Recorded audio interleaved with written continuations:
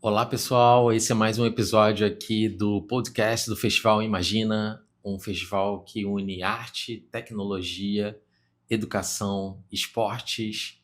E a nossa convidada de hoje é a Malu Fragoso, foi a minha professora orientadora na UFRJ, minha mentora também, uma super artista, referência em arte, tecnologia, educação experimental, une arte e ciência na sua pesquisa. E hoje ela está com um projeto super interessante que é o EBAT, a Escola Gratuita Brasileira de Arte e Tecnologia. E ela está coordenando esse projeto incrível. E hoje a gente vai conversar um pouquinho sobre isso e várias outras coisas. Obrigada, Malu, por ter aceito aqui o convite. Eu que agradeço. E aí eu queria começar com uma explicação do que é a Escola Brasileira de Arte e Tecnologia. E depois eu queria perguntar também a diferença entre você fazer uma universidade em arte e o que a EBAT está oferecendo de novidade em comparação, né, com o projeto que você fazia na UFRJ. Bom, obrigada pelo convite, por estar aqui. Eu estou bem feliz de falar sobre a EBAT. A EBAT é um projeto da Metaverse Agency e eu fui convidada para participar desse projeto logo que eu me aposentei. Então, eu estava me aposentando da universidade e eles me resgataram para não perder a oportunidade. E é um sonho, né? Você poder ter uma escola com programas voltado para arte e tecnologia, uma coisa que não existe na universidade ainda. Existem cursos que são aprovados pelo MEC, mas nenhum deles é específico em arte e tecnologia. Eu acho que o primeiro mestrado em arte e tecnologia do Brasil foi na UNB, acho que foi criado em 94, mas já era uma pós-graduação. Uhum. E um curso de graduação não existe, né? Fica muito restrito aos laboratórios, né? Fica aos grupos de pesquisa, a pesquisa do próprio professor, ao artista que desenvolve aquele projeto, né? Não tem um foco de uma formação geral, né? E a EBAT, eu conheci o projeto já aprovado, né? E aí eu peguei aquelas ideias que estavam ali e eu criei um programa que eu achei que pudesse abordar diferentes vertentes da arte e tecnologia que existem hoje. Pode mudar, que a tecnologia muda, a gente pode mudar essas coisas também. Mas a ideia é que você, na EBAT, consiga ter uma visão geral de várias ferramentas e várias possibilidades artísticas, criativas com essas ferramentas que existem hoje. E quem é o público, quem é o estudante que está querendo cursar a EBAT? Tem um nicho específico? Quem que procurou e se inscreveu para ser a primeira turma da escola? Nós fizemos um projeto pensando em jovens, achando que nós íamos ter um grande público saindo do ensino médio, entrando na universidade ou recém-formado. E a gente encerrou as inscrições agora, dia 12, e nós tivemos uma grande procura de pessoas acima de 30 anos. E nós temos inscritos de 16 a 70. Então, você tem uma variedade imensa de pessoas de origens diferentes, profissões diferentes, interessados nesse universo da tecnologia dentro do processo criativo, né? Por que será que está todo mundo tão interessado assim nessa junção de arte e tecnologia? Esse fim de semana, estava pensando numa coisa que me ocorreu, eu me perguntei, o que a gente pode fazer que a máquina não faz? Né? Porque a gente está envolvido com essas tecnologias todas e a vida está sendo facilitada de várias maneiras. E as máquinas estão tomando conta, né, dos sistemas e tirando empregos das pessoas, enfim, fazendo coisas bem feitas, né? Tá muito bom. Mas eu pensei, o que que a gente faz que ela não faz, né? E aí a arte, quer dizer, o processo criativo, a inovação no pensamento, a capacidade de agregar interdisciplinarmente e de pensar processos que não existem, né? Que não tem uma referência ainda no real, eu acho que isso é uma coisa que a máquina não consegue fazer, porque a máquina ela tem que está lá dentro alguém colocou, né? E Uhum. mesmo que ela gere coisas que a gente nunca viu, elas vêm de um pensamento que já existe, ou de uma lógica que já existe. Então, eu acho que as pessoas procuram essa área de arte e tecnologia porque é possível acreditar, né? Eu acho que é um nicho, é uma tribo, né? Digamos, é um tipo de gente que acredita que, apesar da gente estar envolvido nesse universo tecnológico, existe uma capacidade humana de invenção e de produzir coisas, um potencial que a máquina não domina. Mas se a gente não dominar a máquina, se a gente não souber usar a máquina, a gente não consegue usar as ferramentas para ir um passo além. Uhum. Então você precisa entender o que é a tecnologia, como ela pensa, como ela funciona, qual é a lógica, o que ela oferece, e aí você consegue criar em cima disso. Então, mesmo que você esteja em diferentes áreas do mercado de trabalho, seja qual for, você vai ter que em algum momento resolver um problema. E a capacidade de resolver problemas criativamente usando as ferramentas é fundamental. Então, eu acho que a maioria das pessoas que está ali, que a gente consegue ler nas inscrições, a motivação é a vontade de se inserir nesse universo tecnológico, de conhecer e conseguir dar esse passo à frente, né? Conseguir estar à frente do que o mercado nos obriga a fazer, né? Como Uhum. é que você dá esse passo à frente? E aí a arte e a tecnologia existem desde sempre, desde a invenção, desde o Poxa, homem, né? é engraçado que a gente estava conversando ali um pouco antes de começar, né, Malu? Eu te perguntei, eu tô vendo meio que é quase uma pós-graduação, né? Porque é um pessoal que já tem suas profissões, já tem o seu interesse, estão querendo se atualizar, mas ela tem um desenho também diferente de uma pós-graduação, né? A forma em que une teoria e prática. Eu queria saber quais módulos vocês pensaram nesse currículo de formação para dar uma ideia assim, de como vai funcionar essa escola. Então, nós pensamos em 6 módulos, são 10 meses. Alguns módulos, dois dos módulos têm 1 mês de duração e os outros têm 2 meses. E o primeiro, ele começa com a inteligência artificial, porque a gente entende que essa habilidade de usar a inteligência artificial vai ser fundamental para progredir nos outros módulos, quer dizer, saber utilizar isso. E aí a gente entra num módulo que é a computação criativa, que é como que você cria a partir de uma computação básica, né, e uma computação para artista. Depois a gente entra na eletrônica criativa, quer dizer, como que a gente utiliza a ferramenta, os hardwares, os equipamentos para fazer essa computação ser mais ainda interessante, para criar as interfaces para isso. Depois nós entramos num módulo que é mais ligado ao audiovisual, onde vai trabalhar com imagens de projeção interativas, mapping, realidade virtual, realidade aumentada, quer dizer, você usando imagens que já existem, imagens de vídeo.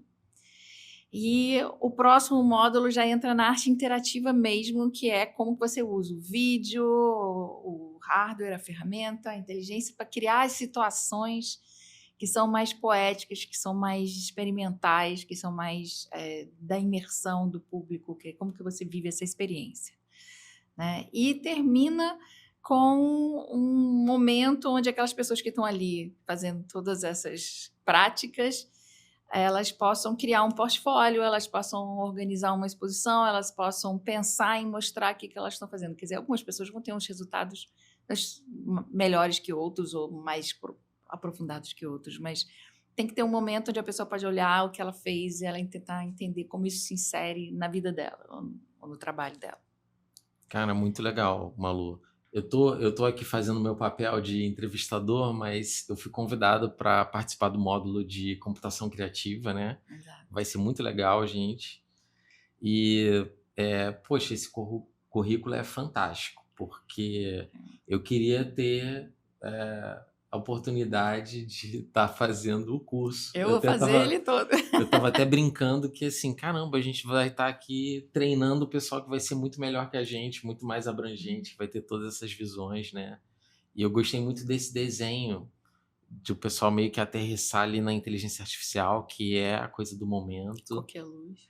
e aí vai entrando na programação criativa, parece que vai até voltando um pouco pro passado, né? Aí o hardware, que tá ali uma camada mais abaixo, depois vai voltando para a superfície, assim, em termos de arte.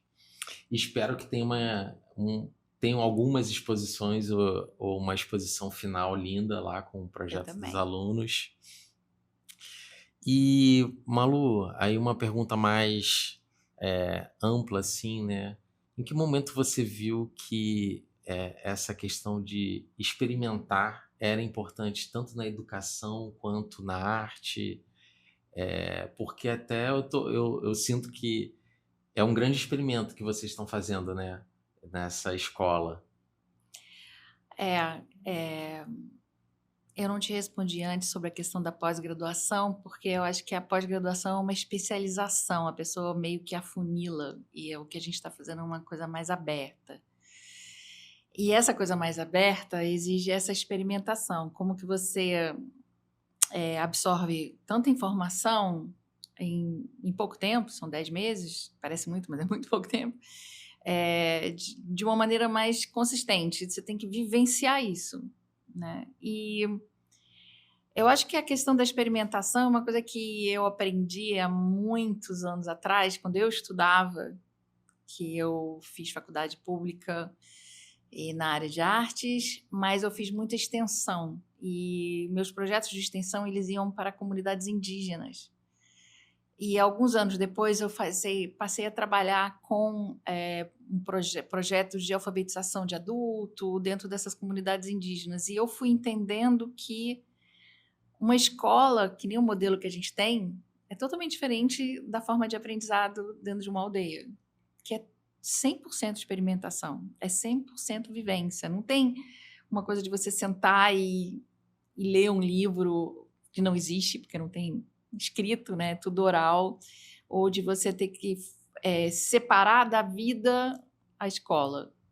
Né? O aprendizado é na vida, é no viver, no vivenciar.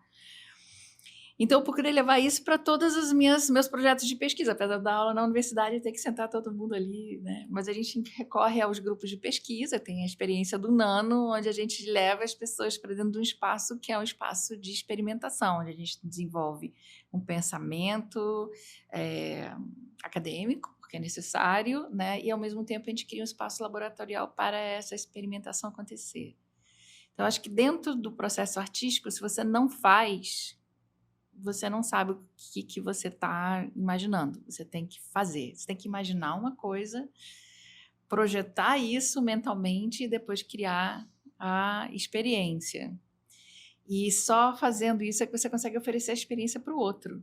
Então, eu acho que um professor de arte ele tem que ser um artista que vive o que ele ensina, né? Então, por isso o Uhum. laboratório é tão fundamental.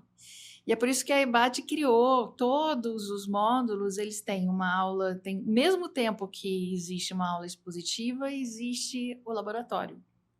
Então, se o estudante vai ficar lá 1h30 escutando a sua aula, falando sobre a sua experiência, sobre o processo, ele vai passar 1h30 tentando fazer alguma coisa com aquilo. Isso é fundamental. Então, todo o processo da EBAT, todo o programa, né, de aprendizado, ele passa pela necessidade dessa prática, dessa experimentação, que é um laboratório livre, né? Uhum. Muito legal. E aí, Malu, assim, pelo trabalho do Nano, né, que envolvia muito a questão de arte e ciência, eu queria te ouvir, assim, a importância dessa conexão entre arte e ciência e arte e tecnologia. Por que que essa conexão é interessante da gente discutir num mundo que se torna muito tecnológico, né? Bom, o NANO é o Núcleo de Arte e Novos Organismos, que foi fundado pelo Guto Nóbrega, né, que me convidou para participar como coordenadora, e ele está inserido dentro de uma universidade. E a universidade ela tem essa característica universal, ou seja, você dentro de uma universidade, o princípio é que você consiga ter acesso a outros conhecimentos, que você consiga compartilhar disso. Então, a gente faz esse esforço dentro do laboratório nesse sentido. Por quê? Porque eu acredito, né? Não posso falar pelos outros, mas eu acredito que a arte sempre foi ciência, desde os primórdios da humanidade, e ela sempre usou a tecnologia. Então, durante um determinado momento da história ocidental nossa, uns 200 anos aí, separaram-se os conhecimentos e a arte ela ganhou um lugar muito meio espetacular, meio assim especial, meio a pessoa que é um artista, ele tem que ter umas características muito especiais. Nem todo mundo é artista, né? Então essa pessoa, na minha opinião, ela só é especial porque ela tem que ter muita força de vontade, querer muito fazer o que ela faz, porque tudo é difícil nesse universo nosso ocidental, né, da arte. O que a gente vê hoje com essa conexão é que a essência do pensamento artístico ele está dentro de uma investigação científica, é o mesmo tipo de investigação. O fim é diferente, você não está querendo provar uma coisa cientificamente, você está querendo levar isso para o universo da poesia, o universo da experiência, o universo do sensível. É uma outra conversa entre humanos, né? Mas passa por esse tipo de pesquisa, de investigação. Então, se você consegue entender como funcionam as questões da engenharia, da física, da química, você consegue levar isso para suas pinturas, para seus técnicos, para seus materiais. E aí a tecnologia ela é absorvida naturalmente. Qual é a ferramenta que você vai usar para fazer isso? Se o cientista está usando uma ferramenta que é um computador, o artista vai usar também para poder chegar num lugar de diálogo com a ciência, com as outras áreas. Então, para mim, é fundamental que o pensamento contemporâneo esteja ligado tanto à ciência quanto à tecnologia, que é a ferramenta do momento, e a essa produção de mundos possíveis e de invenções, né, para melhorar o mundo que a gente vive, né? Não é só pegar a ferramenta e usar ela, consumir, é também produzir com ela. E também a gente está vivendo nesse momento em que se colocou a inteligência artificial fazendo muita coisa criativa, que a gente achava que estava num lugar intocável, da imagem, da música. E como você vê a importância dos artistas entrarem nessas ferramentas, se posicionarem para continuarem criando coisas relevantes, porque hoje qualquer um pode fazer imagem, vídeo, música. Qual é o desafio agora dos artistas diante dessa tecnologia que está meio nivelando todo mundo, tentando pasteurizar todo mundo, né? Você já disse aí, tá nivelando todo mundo. Bom, eu sou da geração que começou a criar sem ter internet. Quando eu comecei a usar a internet, não tinha conteúdo. Você fazia uma busca, não aparecia nada. Então, a gente entende que o que está nesse universo fomos nós que colocamos. Então, o mundo virtual é um espelho do mundo real, né? E eu vejo a inteligência artificial como mais uma etapa desse processo. Ela reflete aquilo que as pessoas estão colocando ali, quer dizer, a informação, ela usa o que está ali. Ela pode gerar coisas. Você pede ela para fazer uma imagem, um vídeo, uma coisa, ela faz, mas o que ela usou para fazer aquilo tem que estar num banco de dados. Então, eu acho que uma das coisas mais importantes que a gente tem que fazer é alimentar esse banco de dados com as imagens que os artistas criam. Então, são os conceitos, as ideias, o que você vê, o que você sente, o que você pensa, tem que estar ali. E quem bota isso são as pessoas que estão pensando nisso, né? E depois, como que você comanda... A inteligência também ela não faz tudo sozinha, quer dizer, ela precisa de um comando. como que você aprende a comandar? Quer dizer, como que você aprende a dizer o que fazer? E isso também faz parte de um aprendizado que, se a pessoa não tiver vontade própria, ou ideia própria, ou pensamento próprio, ela vai estar repetindo o que as outras pessoas estão falando. Então, ela não tem comando. Então, o artista é fundamental nesse sentido, porque normalmente é uma pessoa que tem ideias próprias, e ideias diferentes, e ideias que você não sabe de onde saem, que são, sei lá, inusitadas, né? Então, essa característica do artista, que é sempre de estar querendo romper com alguma coisa, ou querendo transformar alguma coisa, ou não satisfeito com um determinado processo e tal, essa pessoa inquieta, ela traz essas novas possibilidades. E essas novas possibilidades vão entrar dentro do sistema e elas vão gerar alguma coisa. Então, evitar ele, a gente não vai evitar, mas a gente precisa comandar, né? Tomar posse da coisa. Agora tá aí, a gente entra em várias questões difíceis de discutir, como que isso é controlado, quem tem acesso a determinadas ferramentas, enfim. É mais complexo do que isso, mas se você colocar as pessoas em diferentes níveis sociais, com a consciência do que elas conseguem comandar ou pensar, a inteligência artificial vai ser incrível. Vai Na ser muito bom. verdade, não é. Talvez a gente não esteja tendo a criatividade sequestrada, mas na verdade a criatividade vai ser uma coisa cada vez mais importante a partir de agora, Com né? certeza. Uma habilidade super importante aí. Porque é como se você estivesse olhando para algo que já está te consumindo e você encontrar o espaço, a energia para você conseguir trazer algo além daquilo. Mas a gente precisa entender o que está fazendo. Então, numa formação do artista contemporâneo, eu entendo que ele tem que saber dominar essas ferramentas. O mínimo. Assim, eu não vou dizer que eu sei fazer isso tudo. Eu vou fazer o curso. Eu vou seguir.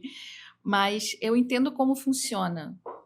E esse entender como funciona vem de uma experiência de 40 anos de vida, onde eu vi todo esse processo acontecer. Então, para mim, é mais fácil entender o que está acontecendo agora do que para alguém que tem 20 anos, 17 anos, que já recebe esse pacote pronto e não passou pelo processo. Então, é importante que existam esses cursos ou essas oportunidades para a pessoa entender o que é isso, de onde vieram essas tecnologias e como que as pessoas se posicionaram ao longo dos anos em relação a isso. Isso é política também, né? Não é só arte. Sim. Né? Não, e entrando nessa questão da política, eu vejo assim, a EBAT está se criando numa lacuna que nem a universidade está preenchendo, como você falou, né? Exato. Existem extensão, pós-graduação, o que precisaria mudar nas universidades e nas escolas para que isso já pudesse ser conversado, né? Ou, na verdade, a gente está num universo que a gente vai precisar criar essas alternativas como EBATs para dar conta dessa aceleração. Mas, às vezes, eu fico pensando que a nossa sociedade não consegue acompanhar a velocidade das mudanças. Exatamente. E a gente fica criando alternativas. Eu acho que a gente vai precisar dessas alternativas. Não que eu acho que a universidade não consiga, mas é que o processo de você conseguir fazer uma alteração, uma atualização de um curso, de uma formação, ele é lento.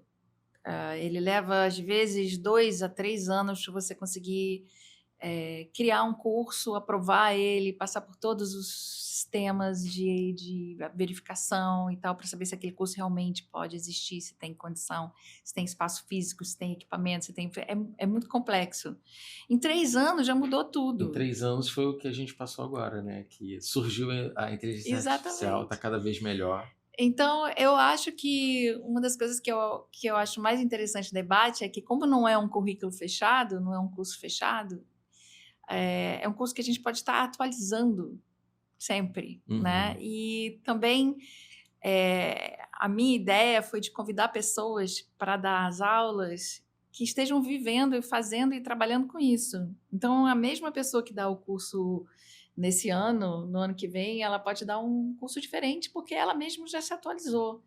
Então, não faz sentido para a gente engessar um currículo dentro da EBAT. Eu acho que é justamente essa vida, né? Essa experiência vivida, né? Junto com o que está acontecendo na tecnologia, no mercado, é que vai dar a ela essa importância, ou essa vivacidade, ou essa curiosidade, enfim, eu acho que é nesse lugar onde a coisa pode estar correndo com outro ritmo.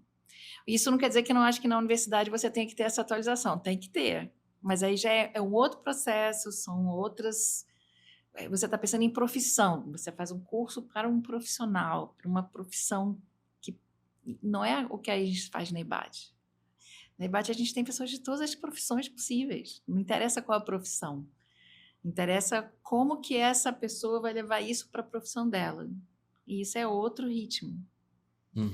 E também cada um vai ter um ritmo de absorção para aplicar isso. Algumas vão ser mais fáceis. Alguém do direito vai ter mais dificuldade, talvez, do que alguém da música ou da comunicação. Mas as coisas têm que acontecer paralelamente. E eu queria saber também, Malu, porque isso foi uma pergunta que eu trouxe numa das reuniões da EBAT, mas por que fazer um curso presencial, que aí tem toda essa dificuldade, né, de agenda, são várias turmas, alinhar o horário com os professores, alinhar com a vida desses profissionais que estão fazendo um curso de... não é uma especialização, né, mas para entrar nesse universo.